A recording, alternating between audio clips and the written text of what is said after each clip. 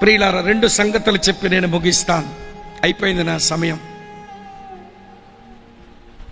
తూర్పుగోదావరి జిల్లాలో ఒక స్థలానికి అక్టోబర్ నెలలో, ప్రతి సంవత్సరం అక్టోబర్ నెలలో వాళ్ళు మీటింగులు పెట్టుకుంటారు. దాదాపుగా నేను 11-12 సంవత్సరాలు వారి మధ్యకు వెళ్ళి వాక్యం చెప్తుంటాను. కొద్ది సంవత్సరాల కిందట, బహుశా ఒక 5 సంవత్సరాల కిందట ఆ సేవకుడు నా దగ్గరికి వచ్చి అన్నాడు, అన్నా, ఒక ఆమె నిన్ను కలవడానికి వచ్చారు, మీరు మాట్లాడగలరా, పర్వాలేదా, పిలవమంటారా అన్నాడు. పిలవండి తమ్ముడు, పర్వాలేదన్నాను. ఒక ఆమె వచ్చింది. ఆమెను చూస్తుంటే రోడ్డు మీద అడుక్కునే మనిషి అనిపిస్తున్నది. ఆమె చేతిలో ఒక, వినండి ప్రియులారా, బట్టలు మనం కొనుక్కుంటే ఇస్తారే ఒక పోలిథిన్ కవర్, అది పోలిథిన్ కవరే, బట్టల కవరే, కానీ అది కాస్త మురికి పట్టి మసి పట్టి చూడ్డానికి ఆ బ్యాగ్ అసహ్యంగా ఉంది. ఆ బ్యాగ్ పట్టుకొని ఆ మురికి చీర, ఆ కంపు చీరతో అమ్మట్ల నిలబడింది. అడిగాను, అమ్మా చెప్పండి, ఎవరు మీరు, ఎందుకు నన్ను కలవాలనుకున్నారమ్మా, ఎవరు మీరనంటే ఆమె పేరు చెప్పింది. ఆమె పేరు వెనకాల సాహు అని ఉంది. నాకు అర్థమైపోయింది ఈవిడ ఒరియా ఆవిడని. ఎందుకంటే సాహులు ఒరియా వాళ్ళే, ఒరియా బ్రాహ్మిన్స్ అన్నమాట. సరే మీరేంటమ్మా నా దగ్గరకు వచ్చారు అంటే, బాబు మీ ప్రాంతం వాళ్ళమే బాబు, ఎక్కడికి పని కొరకు వచ్చేసాము, పని కొరకు పొట్ట పూటి కొరకు వచ్చిన తర్వాత ఈ పాస్టర్ గారు వాక్యం చెప్పగా మారు మనసు పొంది రక్షించబడి బాప్తీసం పొందాము. మీరు చాలా సంవత్సరాలుగా మా సంఘానికి వస్తున్నారు, మేము వాక్యం మీద మేలు పొందుతున్నాము అంటే, మంచిదమ్మా, చాలా సంతోషం. మరేంటి ఇప్పుడు నాతో మాట్లాడాలని వచ్చారు కదా, ఏంటనంటే, బాబు మరి నేను ఇక్కడికి వచ్చాను కానీ మా ఊరు పుత్తంగిలో యేసు ప్రభు మాట ఒక్కసారి కూడా వినిన బాపత లేదు. మా ఊరోళ్ళెవరు యేసు ప్రభే నిజమైన దేవుడు, మనుషులందరి పాపాల కొరకు చనిపోయిన వాడని వినేటువంటి అవకాశం మా ఊరికి లేదు నాయన. ఎవరిని రానియరు మా ఊరోళ్ళు, క్రైస్తవుల్ని. మా ఊర్లో ఒక చర్చ లేదు, ఒక క్రైస్తవుడు లేడు. నాకు ఒక భారం వచ్చింది, ఎట్లయినా మా ఊర్లో సువార్త ప్రకటించాలి, మీరు మీటింగ్ పెట్టాలి. ఈ సాహుల సంగతి మీకు తెలుసు కదా ఎలా ఉంటారో, ఆ ప్రాంతం వాడివే గనక ఈ ఒరియా వాళ్ళ సంగతి నీకు తెలుసు గనక నువ్వు మీటింగ్ పెట్టి వాక్యం చెప్తే కొంచెం వింటారేమో, అందుకే నీ దగ్గరకు వచ్చి అడిగాను, ఒక 3 రోజులు మా ఊర్లో మీటింగ్ పెట్టవా బాబు అంది. అమ్మా మీటింగ్ పెట్టడానికి అభ్యంతరం లేదు, కానీ ఆ ఊర్లో ఒక క్రైస్తవుడు లేడని అంటున్నావు, ఆ ఊర్లో పాస్టర్ గారు ఎవరు లేరని అంటున్నావు, ఆ ఊర్లో ఇదివరకు ఎవరు యేసు ప్రభుని గురించి విన్న వాళ్ళు ఎవరు లేరని అంటున్నావు. ఇప్పుడు సడన్గా 3 రోజులు మీటింగులు అంటే జనం ఎవరు వస్తారు? తర్వాత మీటింగ్ అంటే స్టేజీ, పిఏ సిస్టమ్, చాలా ఖర్చులు ఉంటాయి అని అంటే, లేదు బాబు, నేను మీటింగులు పెట్టే ఒక వారం రోజుల ముందెళ్ళి ఇంటింటికి వెళ్ళి మీటింగుల కొరకు పిలిపిస్తానయ్యా, వాళ్ళు కూర్చోబెడతానయ్యా, బతిమలాడతాను. కానీ మా ఊర్లో మీటింగులు పెట్టాలంటే, సరే నువ్వేళ్ళు బతిమలాడతావు, మనుషులు పిలుస్తావులే తల్లి, మరి మీటింగ్ పెట్టాలంటే పైసలు అవుతాయి కదా, ఎక్కడి నుంచి వస్తాయి పైసలు అంటే, పైసల గురించి ఏం ఆలోచించొద్దు బాబు, ఈ బ్యాగులో పైసలు తెచ్చాను, నేను సరిగానే లెక్క పెట్టాను అనుకుంటున్నాను, మీరు కూడా మళ్ళీ లెక్క పెట్టి చూసుకోండి, ఇది 83,000 అయ్యా అంది. ఇది 83,000. ఇది అక్టోబర్ కదా, మీరు ఏప్రిల్ నెలలో మీటింగ్ పెట్టండి అయ్యా, అప్పుడు 1,00,000 దాటించేస్తాను. ఇది 83,000. ఏప్రిల్ నెలలో మీటింగ్ పెట్టండి, 1,00,000 దాటించేస్తాను నేను అన్నాను, అమ్మా డబ్బులు నాకు ఇవ్వద్దులే, మీ పాస్టర్ గారికి ఇవ్వు, సంఘం అంతటికి చెప్పమను, మీ సంఘం అంతా రండి, అన్ని ఏర్పాట్లు చేస్తామనంటే, ప్రియులారా, ఒక పెద్ద బస్సు కట్టించుకుంది, వాళ్ళ సంఘస్థులందరూ తీసుకుని వారి ఊరికి వచ్చింది. 3 రోజులు మీటింగ్ పెట్టాం. మొదటి రోజు రాత్రి ఈ రాష్ట్రీయ స్వయం సేవక సంఘ సహోదరులు కొంచెం ఇబ్బంది కలిగించారు.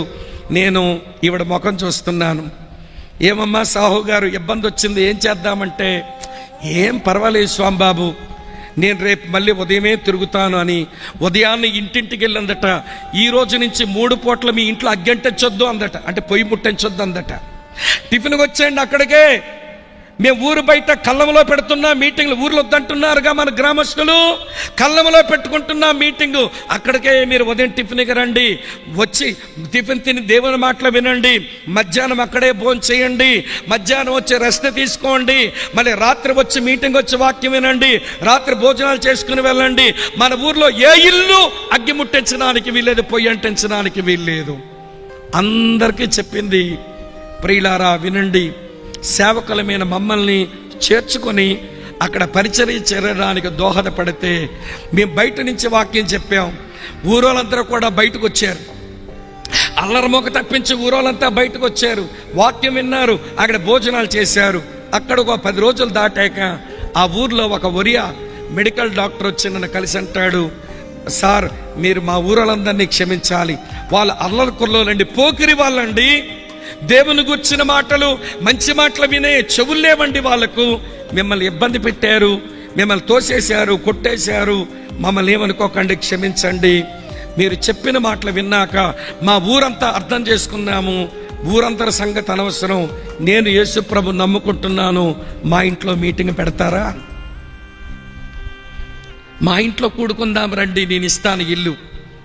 నా హాస్పిటల్ ఏమో పట్టణంలో ఉంది, 12 కిలోమీటర్లే, నా సొంత ఇల్లు ఎక్కడుంది సార్?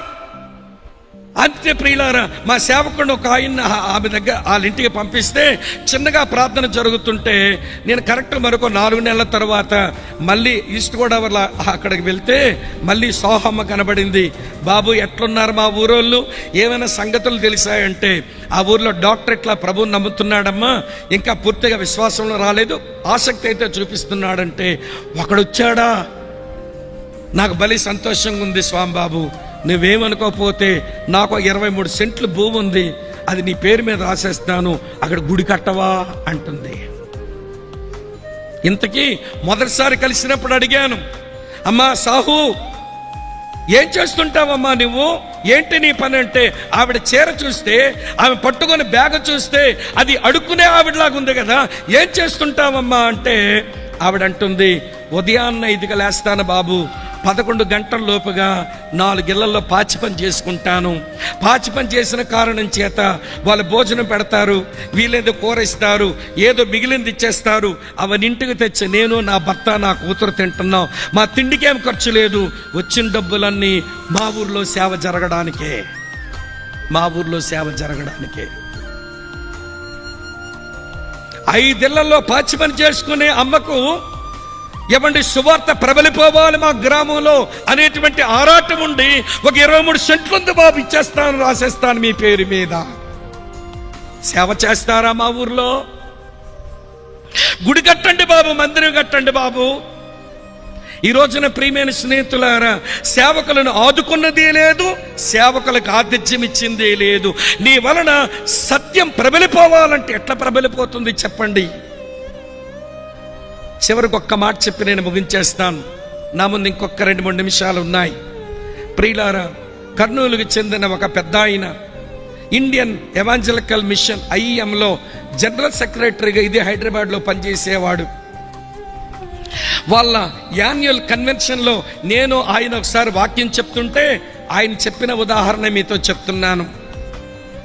ఆయన ఒకసారి హైదరాబాద్ నుంచి ప్రియులారా కరీంనగర్ అవతల ఏదో ఒక వీక్లీ మార్కెట్ సంత జరుగుతుంటే అక్కడ వీళ్ళు మెగాఫోన్ పట్టుకొని, కరపత్రాలు పట్టుకొని, బైబిల్ పట్టుకొని అవన్నీ పంచి సువార్త చెప్పారంట.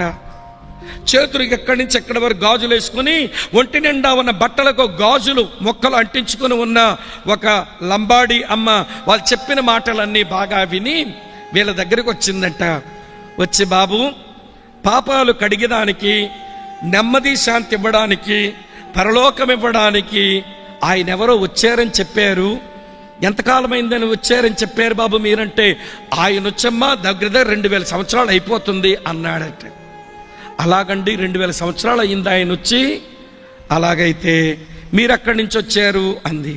మేము హైదరాబాద్ నుంచి వచ్చామమ్మా అన్నాడు. ఆ లంబాడి అమ్మ అడుగుతుంది, మీరు హైదరాబాద్ నుంచి వచ్చారు, ఆయన వచ్చి వెళ్ళిపోయి 2000 సంవత్సరాలు అయిందని చెప్పావు, నాకు తెలియక అడుగుతాను బాబు, హైదరాబాద్ నుంచి మా కరీంనగర్ రావడానికి, ఎక్కడి వరకు రావడానికి ఎంత టైం పడుతుంది అని అడిగిందట. ఒక 3-4 గంటలు పడుతుందమ్మా ప్రయాణం చేసి వస్తే. ఆయన వచ్చేమో 2000 సంవత్సరాలు అయింది. పాపాలు క్షమించేవాడు, మోక్షానికి తీసుకెళ్లేవాడు, జీవితాలను చక్కబట్టేవాడు, సమాజాన్ని బాగు చేసేవాడు, ఆయన రావడము, చావడము, వెళ్ళిపోవడము అయిపోయి 2000 సంవత్సరాలు అయిందంటున్నావు. హైదరాబాద్ నుంచి మా దగ్గర రావడానికి ఒక 4 గంటలు చాలంటున్నావు. ఈ 4 గంటలకి ఇక్కడికి రాకుండా ఎన్నాళ్ళు ఎక్కడ చచ్చారయ్యా మీరు అని అడిగింది లంబాడి అమ్మ. ఎక్కడ చచ్చారు మీరు? హైదరాబాద్ నుంచి కరీంనగర్ ఈ సంత వరకు రావడానికి మీకు 4 గంటలు టైం పడితే ఈ రోజు వరకు రాలేదు. మా బంధువులు చాలా మంది మాటలు వినలేదు, మా ఊరోళ్ళు చాలా మంది మాటలు వినలేదు, అనేకులు నరకానికి పోయారు, సత్యం వారికి తెలియలేదు. ఈ రోజు వరకు ఎక్కడ చచ్చారయ్యా మీరు అని అడిగితే సంతలో జవాబు చెప్పలేక నిలబడిపోయాను. లంబాడి అమ్మ ఇలా అడుగుతాదని నేను అనుకోలేదని బాధపడుతున్నాడు దైవజనుడు. ప్రియ అక్క, చెల్లి, తమ్ముడన్న, ఈ రాత్రి మీటింగ్ ముగించుకుని భోజనాలు వెళ్ళబోతున్నాం. వినండి, సత్యము కొరకు పనిచేసే వాళ్ళమేనా? అలాగైతే ఆతిథ్యం ఇవ్వాలి, అలాగైతే సేవను ఆదుకోవాలి. ఈ సేవాభారం నీ భుజాల మీదుగా వేసుకుని నువ్వు ఏ వరమున్న దానివో, నువ్వు ఏ వరమున్న వాడివో, ఏమి చేయడానికి దేవుడు సామర్థ్యం ఇచ్చాడో ఆ పని చేయడానికి ఒక తీర్మానం చేస్తావా? లేకపోతే విన్న వాక్యం అంతా ఇది నా కాదులే అన్నట్టుగా దులిపేసుకుని వెళ్ళిపోతామా? వ్యక్తిగతంగా నువ్వు వర్ధిల్లాలి, నీ కుటుంబంలో నీ వర్ధిల్లాలి, నువ్వు దేవుని మందిరములో నీ వర్ధిల్లాలి, సంఘములో నీ వర్ధిల్లాలి, సేవలో నీ వర్ధిల్లాలి, దేవుని రాజ్యములో నీ వర్ధిల్లాలి. అన్ని స్థలముల్లో వర్ధిల్లవలసిన నీవు సువార్త సత్యము కొరకు, దేవుని సత్యము కొరకు నీవు గాయులాగే పని చేయాలి. ఆయన ఆతిథ్యమిచ్చే పని చేశాడు, అలాగనే ఆదుకుంటూ సహాయపడుతూ పనిచేశాడు. దేవునికి తగినట్టు, విశ్వాసులకు తగినట్టు ఆతిథ్యం ఇచ్చావయ్యా. ఇగో మనతో జతపని వారని ఆ సహోదరులను ప్రేమించావు, సువార్త పనిలో పాలివాడవయ్యావు, సత్యం అనేకుల దగ్గర వెళ్ళిపోవాలని చేయగలిగినంత సహాయం నువ్వు చేశావు. బహుశా నేను అనుకుంటాను బట్టలు ఇచ్చాడేమో నాకు తెలియదు, కొంత ఆహార మూటలు కట్టించాడేమో అది నాకు తెలియదు, వాళ్ళకు డబ్బులు కొంచెం చేతిలో పెట్టాడేమో అది నాకు తెలియదు, ఏదైనా వస్తువులు వాళ్ళ చేతిలో పెట్టి సేవలో వాడుకోండి అన్నాడేమో అది నాకు తెలియదు. ఇక్కడ వివరాలు అయితే లేవు, కానీ దేవునితో జతపనివాడు అన్నట్టుగా సేవల్లో సేవకులను, సేవని ఆదుకున్నాడు. బెరాకా సేవకులను, సేవను ఆదుకునేవారైనా మనం? ఈ మనసు మనకేమైనా వచ్చిందా? మా భారతీయ సాహ అంటుంది 5 గంటలుగా లేచి 11 వరకు పాచి పని చేసుకొని ఎవంటి ఇల్లులు వచ్చు గిన్నెలు కడుక్కొని బట్టలు తుక్కొని వాళ్ళు పెట్టిన ఎంగిలి బతుకలు తిని దేవుని సేవ కొరకు 1,00,000 పైన ఖర్చు పెట్టాను. మా ఊరికి, మా ఊర్లో సువార్త ప్రకటించబడిన 1,00,000 ఖర్చు పెట్టాను. మీరు నాజుగ్గా కనబడుతున్న మనుషులు, పెద్ద చదువులు చదువుకుంటున్న మనుషులు, మీకు ఎన్నో ప్రసంగాలు మీకుంటాయి, కానీ సువార్త వ్యాపకం కొరకు, సత్యం ప్రబలిపోవడం కొరకు ఈరోజు సేవను ఆదుకునే మనసు ఏమైనా వచ్చిందా? ఇది రాకపోతే, ఈ మంట లోపల రగలకపోతే, అది నిన్ను బండించకపోతే, అది నేను దహించకపోతే, వినండి ప్రియులారా, వినండి, నీ పొందిన మారు మనసు అనుభవం ఏంటి? నువ్వు దేవుల్లో స్థిరపడిన అనుభవం ఏంటి అని నిన్ను ప్రశ్నించవలసి ఉంటుంది. ఒక్క మాట చెప్పి నేను ముగిస్తాను. మనం ఆతిథ్యం ఇచ్చిన, ఆదుకొనిన పరిశుద్ధుల పరిచర్యలో మనం చేసిన దాన్ని మర్చుటకు దేవుడెప్పుడు అన్యాయస్తుడు కాదు. నువ్వు గిన్నెడు చన్నీళ్ళు ఇస్తే దానికి తగ్గ ప్రతిఫలం ఇస్తాను, నువ్వు భోజనం పెడితే దానికి తగ్గ ప్రతిఫలం ఇస్తాను, నేనేమి మీకు రుణపడి ఉండిపోను అని దేవుడు నువ్వు చేసే పని కొరకు నీ ముందు నిలిచి ఉన్నాడు. ఏం చేస్తావు సువార్త పని కొరకు? ఏం చేస్తావు సువార్త పని కొరకు? ఇవ్వండి, ఆ లంబాడి అమ్మ అడుగుతుంది, ఎక్కడ చచ్చారయ్యా మీరు? ఇంత మంచి వార్త మీ దగ్గర పెట్టుకొని మేము వింటామో వినమో, తిరగబడతామో లొంగుతామో, అది వేరే విషయం. ముందు మీరు చెప్పాలి కదా మాకు, మీరు వచ్చి మాకు చెప్పాలి కదా ఈ సమాచారం.